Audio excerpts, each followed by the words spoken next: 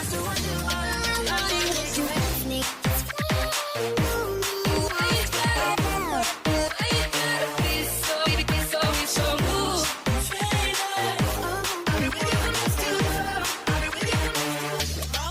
guys, lanjut lagi.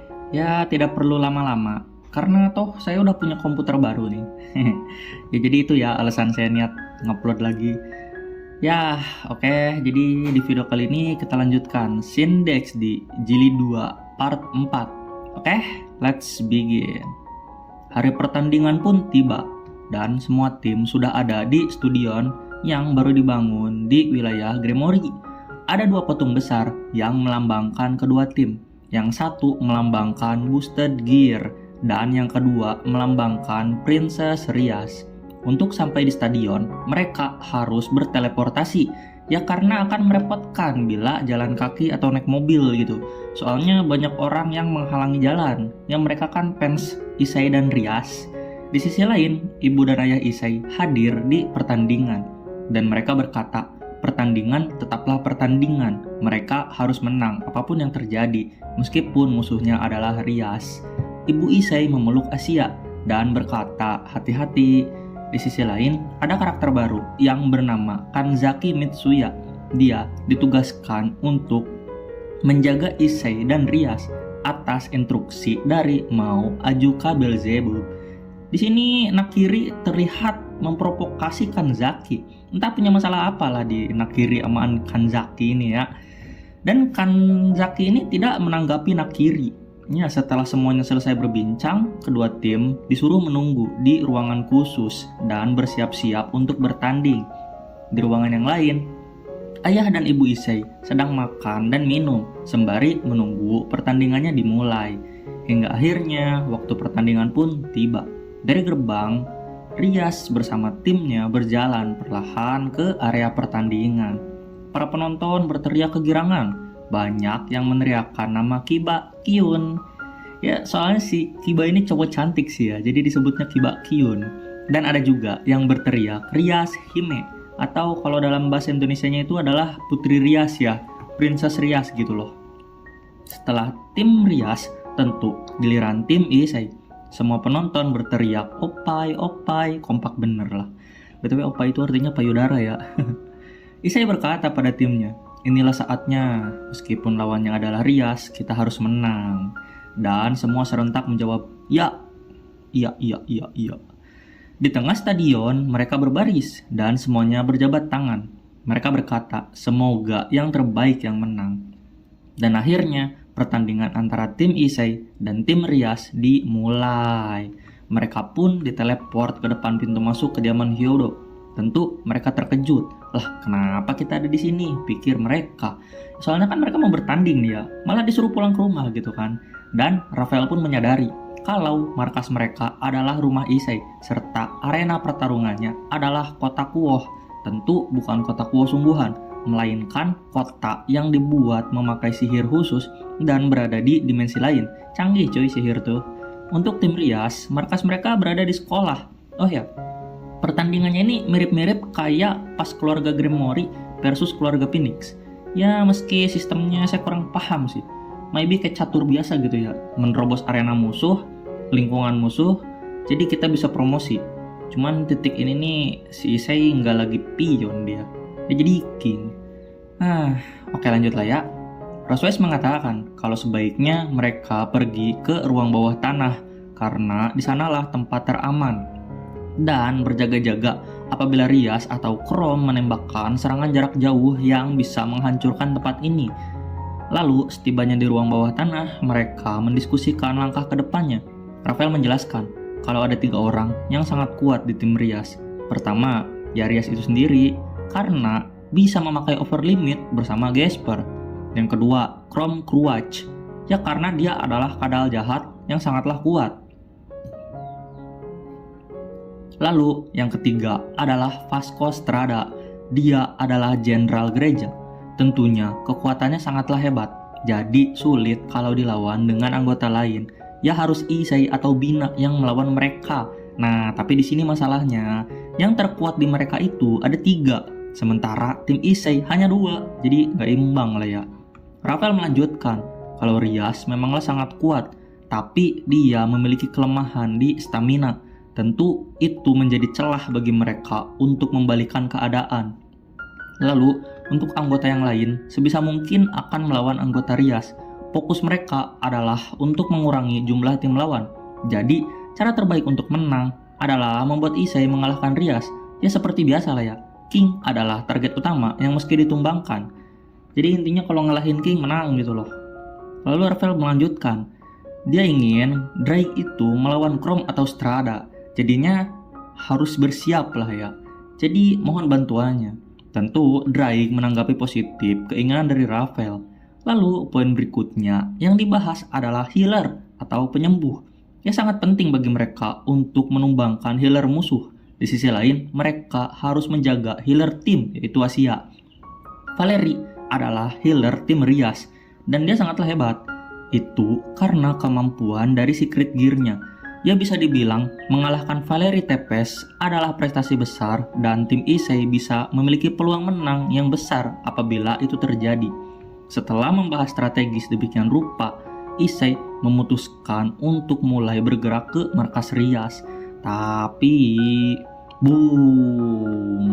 Tiba-tiba ledakan terjadi, membuat seluruh area bergetar. Lalu pengumuman diberikan, satu pion Issei telah gugur. Dan dia adalah Bova, si naga besar, tapi kalah oleh satu serangan. Dan yang menyerang adalah Kiba, Lin Selzan, juga Rias. Kiba sudah lengkap dengan pedang Maken Gram miliknya, sementara Lin sudah mengeluarkan mode malaikatnya. Yang terburuk adalah Rias. Kini Rias sudah melapisi tubuhnya dengan over limit. Di sisi lain, Roygun Belphegor terlihat sempoyongan menghadapi serangan mereka bertiga. Oh ya, sekedar info nih. Jadi Roygun ini ikut serta di tim Issei dan memegang bidak Bishop. Dan dari segi pengalaman, tentu Roygun sangatlah unggul karena dia ranking 2 dari seluruh tim rating game dunia iblis. Ya meskipun begitu, melawan 3 orang yang sudah dalam mode tempur sangatlah mustahil. Rafael yang melihat di bawah merasa frustasi karena belum ada semenit mereka bersiap menyerang, satu anggota malah gugur. Tim Issei membuat strategi demikian rupa untuk mendekati Rias, tapi siapa sangka malah Rias yang datang sendiri ke markas dengan kekuatan penuh.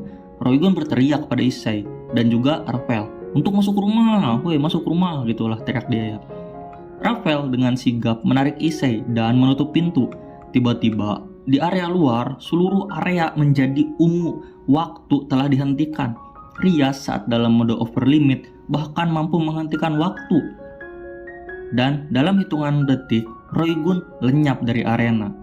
Pengumuman diberikan, Bishop Team Security of the Blazing Truth gugur, yang artinya bisa menjadi samsak dari 3 tim Rias dalam mode full power. Komentator mengatakan kalau ternyata Rias sangat kuat bahkan tanpa Red Dragon. Ya iyalah orang penggantinya OP semua. Itu lihatlah Chrome, Strada, Kiba dapat Gram, Valerie. Oke lanjut lah ya. Di sisi lain, Rafael bertambah frustasi. Strategi tim Rias benar-benar jitu. Karena pada dasarnya, pemikiran mereka berdua itu sama, yaitu mengurangi jumlah musuh.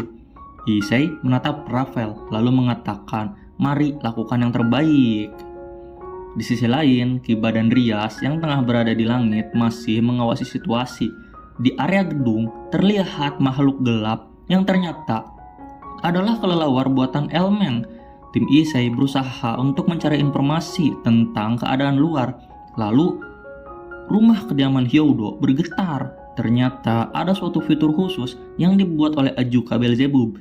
Di sana muncul naga emas Fafnir yang ditunggangi oleh trio gereja, Asia, Xenovia, dan Irina. Terlihat mereka bertiga memakai seragam Security of the Blazing Truth, tapi mereka memakai penutup mata. Kiba waspada dan merasa ada hal yang mereka sembunyikan. Asia berteriak pada Fafnir, si naga cabul, "Ayo Pansu Dragon!" Yang artinya, "Ayo naga sempak!" Jadi Fafnir ini naga legendaris ya, tapi sekarang jadi naga sempak, parah emang. Dan Fafnir menembakkan blast ke arah langit, membuat sebuah lagu muncul, lagu tentang sempak. Parah emang ini naga ya. Di sisi lain, anggota tim Issei yang lain keluar dari kediaman Hyodo dan menyebar ke seluruh kota. Tentu pada situasi ini, tim Issei sangat dirugikan karena udah kalah power, kalah jumlah lagi. Mengingat Chrome Crouch dan Vasco Strada ini belum turun tangan loh. Regu Fafnir yang beranggotakan Fafnir, Asia, Xenovia, dan Irina bergerak ke arah Vasco Strada. Sementara yang lain sudah menyebar dan tidak diketahui beradaannya. Tapi Rias yakin kalau tim Issei pasti akan menargetkan Valeri. Pintar banget ya si Rias ini, bisa tahu rencana Ravel. Di sisi lain, Chrome membegal Fafnir yang bersama trio gereja.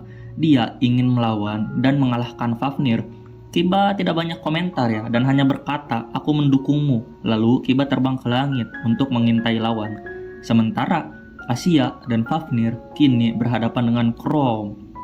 Xenopia dan Irina tahu betul nih, musuh di hadapannya sangatlah kuat. Terlihat ya dari auranya.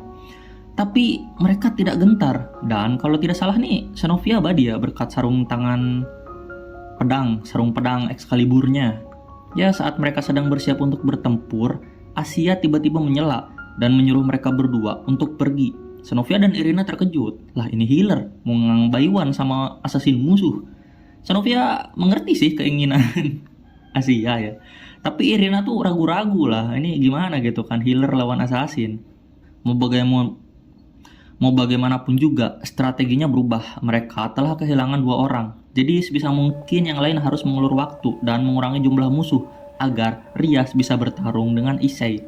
Itu juga dilakukan agar stamina Issei terjaga. Ini demi kemenangan. Asia ikut bicara. Dia ingin agar Irina tidak khawatir karena dirinya juga adalah pengantin Issei di masa depan. Jadi dia akan membantu Issei sekuat tenaga. Irina yang melihat tekad Asia dan juga terus dipaksa oleh Xenovia akhirnya mengerti. Irina dan Xenovia langsung berangkat meninggalkan Asia dan Fafnir. Lalu Chrome mendengar tekad Asia. Nah, dia tuh tidak mengejar Irina dan Xenovia. Asia lega melihatnya. Chrome mengatakan bahwa keberanianmu pantas mendapat pujian. Karena pada dasarnya, Asia nggak mungkin lah bisa menang melawan Neville Dragon. Di sisi lain, Kiba menyuruh Chrome untuk serius. Pada dasarnya, mengalahkan healer adalah trik untuk memenangkan pertandingan ini. Tapi, kalau Kiba atau Akeno yang maju, mereka tidak akan mampu untuk bertarung melawan Asia. Ya begitupun dengan Rias ya. Ya karena pada dasarnya gadis ini nih, si Asia ini adalah orang yang selalu mereka lindungi. Lalu Chrome mengerti dan berkata pada Fafnir bahwa dia diperintahkan untuk mengalahkan Asia. Fafnir menjawab dia tidak akan membiarkannya melakukan itu. Mendengar Asia akan dibantai, Fafnir menjadi marah. Kini dia diselimuti aura kemarahan. Dia tidak ingin Chrome menyentuh Asia. Chrome menanggapi dengan mengeluarkan aura hitam. Mereka saling menyebut nama dan pertarungan pun dimulai. Mereka mulai baku hantam dan membuat area di sekitar hancur berantakan. Fafnir menembakkan senjata tingkat legendaris ke arah Chrome, tapi Chrome menepisnya memakai semburan api, membuat semua senjata itu jatuh dan menancap di tanah. Fafnir melanjutkan dengan menyelimuti cakarnya dengan aura api orange, tapi Chrome dengan mudah menepis semua serangan Fafnir. Lalu Chrome membalas dengan tinju aura hitamnya, membuat Fafnir terpental jauh ke langit. Melihat naga setinggi 10 meter terpental, membuat pemandangan di sana menjadi aneh. Fafnir yang terbanting ke tanah mulai memuntahkan darah. Mode amarah Fafnir ternyata levelnya masih jauh di bawah Chrome. Di sisi lain, Asia langsung menyembuhkan luka Fafnir. Luka yang nampak seperti racun itu, atau kutukan lah ya, langsung bisa dihilangkan oleh Asia. Itu adalah hasil dari latihannya selama ini. Bahkan dirinya sampai mampu menyembuhkan luka fatal yang disebabkan oleh naga legendaris. Lebih tepatnya Evil Dragon sih ya. Fafnir mencoba menyerang lagi, tapi Chrome dengan santainya menyerang dan membabat habis Fafnir hingga darahnya bocor. Sisi keras naga bukan apa-apa bagi kadal kegelapan Chrome. Fafnir meminta Asia untuk mengeluarkan sempak tembus pandang. Asia sudah tidak peduli lagi dengan harga diri dan mengiyakan kemauan Fafnir. Lalu muncul mini Fafnir yang kini menyerang Chrome. Ternyata serangan Fafnir kali ini cukup berefek pada Chrome. Chrome mulai bersemangat. Mini Fafnir ini jumlahnya banyak ya, ada 500 biji itu mereka. Tapi dengan serangan aura Chrome, semua mini Fafnir yang ada di dekatnya musnah. Lalu mini Fafnir yang bersiap menyerang disembur dengan api kegelapan. Tersisa Fafnir yang asli dan juga Asia. Chrome menembakkan aura yang hebat ke arah mereka berdua, membuat Asia dan Fafnir terpental jauh dan terkubur di puing-puing bangunan. Tapi di sini kondisinya Asia dilindungi oleh Fafnir sebisa mungkin. Kondisi King Dragon Fafnir benar-benar amburadul. Dia compang-camping dan tidak bisa berdiri lagi.